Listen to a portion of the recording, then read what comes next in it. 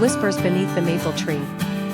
Autumn had just begun to tint the leaves of Maple Hill in shades of crimson and gold when Claire returned to the village she once called home. After 10 years of living in the bustling heart of London, she had come back seeking peace, and perhaps something more she couldn't name. The old cottage her grandmother left her stood unchanged, nestled beneath the tallest maple tree that had watched over her childhood. The scent of fallen leaves and the distant sound of the river brought back memories she thought she had forgotten. And so did he. Elias. She saw him on her second morning back, standing by the riverside with his sketch pad, just as he always used to. Time had changed him, his shoulders broader, his face more defined, but his eyes still held that quiet gentleness she remembered. They had been best friends once, and almost something more, before life had pulled them apart. "Claire?" he said, his voice warm with surprise and a hint of something deeper. She smiled. "Still chasing sunsets with charcoal?" He chuckled. "And you're still running from them?" They began to meet again, first by chance, then by choice. Walks along the river turned into long conversations beneath the stars. Laughter returned to Claire's days, and Elias, though never pushy, slowly helped her find her place again among the hills and memories. She found herself drawn not only to the place, but to him. One evening, beneath the golden light of the maple tree, Elias showed her a sketch he had drawn years ago. It was of her, barefoot, laughing, with the wind in her hair. "I started this the day you left," he said, eyes not leaving hers. "But I could never finish it. Not without knowing if you'd come back." Claire's heart caught in her throat. She touched the edge of the paper, trembling slightly. "And if I told you I was back for good?" "Then maybe," he said softly, stepping closer, "I could finally draw the rest." The kiss that followed was gentle, unhurried, like a promise whispered on the wind. Seasons changed, but Claire stayed. Together, they restored the cottage, filling it with light, love, and quiet joy. Every year, under the same maple tree, Elias would add one more sketch to the wall in their living room, a new memory, a new moment. And Claire, who once ran from everything uncertain, found herself rooted, not just in the land of her childhood, but in the heart of the man who had loved her all along. A melody in the fog. In the quiet coastal town of Belmere, where the sea kissed the cliffs and the mist rolled in like a lullaby, lived a young woman named Alara. She was a music teacher at the town's small conservatory, known for her graceful hands on the piano and the sorrowful softness in her eyes. No one ever asked why she never spoke of her past, or why she always looked out to sea as if waiting for something, or someone. Every morning, Alara walked along the foggy shoreline before sunrise, humming a gentle melody. She said it came to her in a dream, one she could never fully remember, only feel in her bones. One morning, as the fog clung low to the ground and the world felt as though it was holding its breath, she heard a violin echoing across the beach. A haunting, beautiful sound that danced through the mist like a memory. She followed it and found a man, standing barefoot in the surf, playing as if his soul depended on it. His name was Adrian. He had just moved into the old cottage near the cliffs, a place many believed was cursed with the sadness of a sailor who never came home. Adrian didn't believe in ghosts, until he met Alara. Their connection was immediate but unspoken, like a duet that didn't need lyrics. She played piano.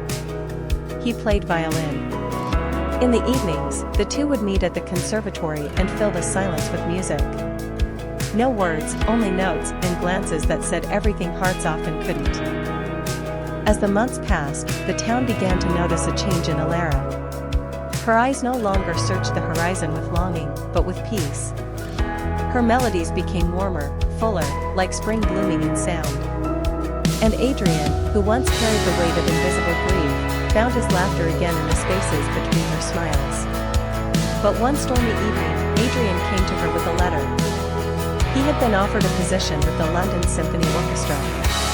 It was his dream, a chance to share his music with the world. Alara's heart broke silently as she smiled and told him to go. Before he left, they returned to the shoreline where they first met. There, in the mist, they played one final song together.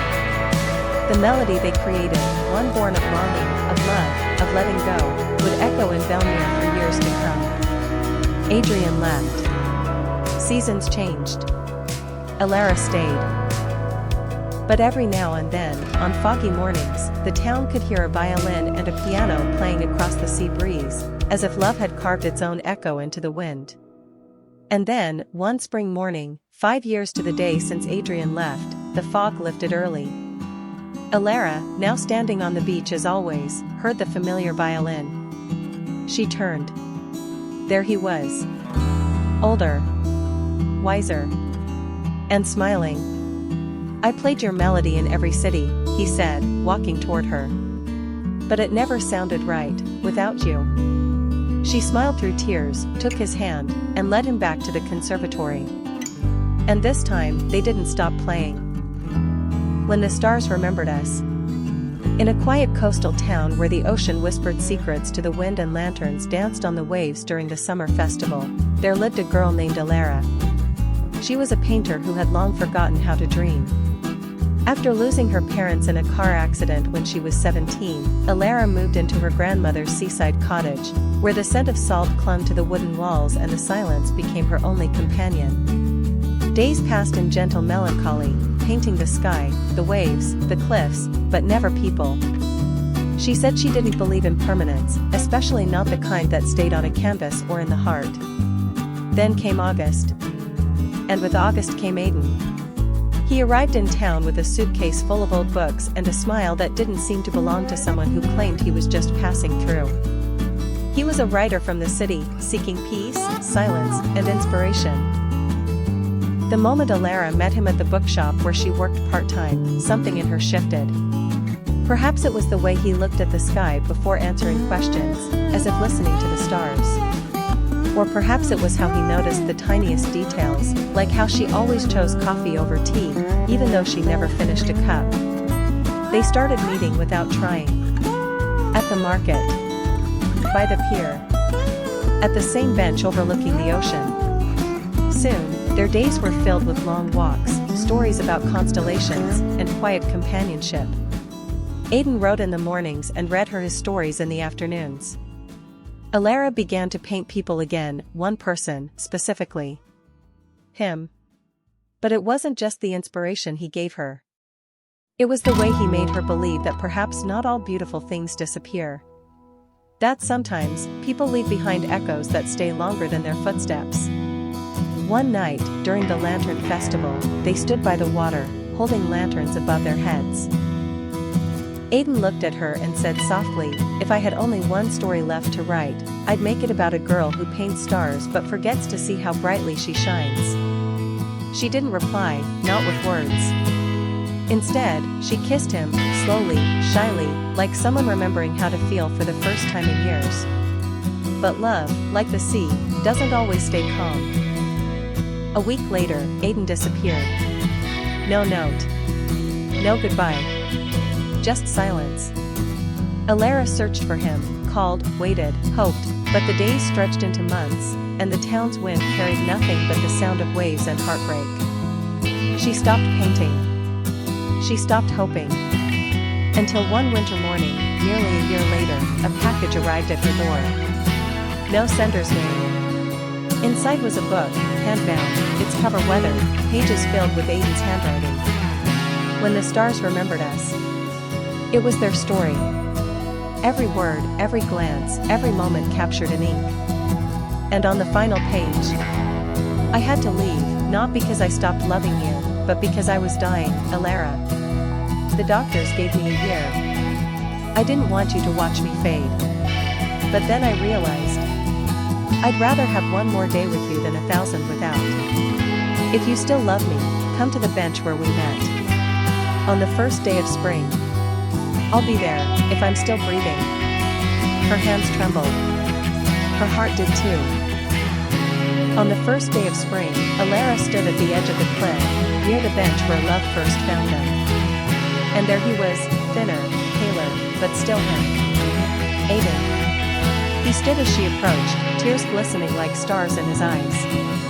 "I didn't think you'd come," he whispered. And Elara, who once forgot how to dream, whispered back, "I never stopped." She kissed him again, and this time, it wasn't shy. It was a promise. From that day on, they lived not in years but in moments. And somehow, against all odds, Aidan's health improved. The doctors never understood it. But Alara did. Because sometimes, love brings people back. And sometimes, when the stars remember you, they don't let you go.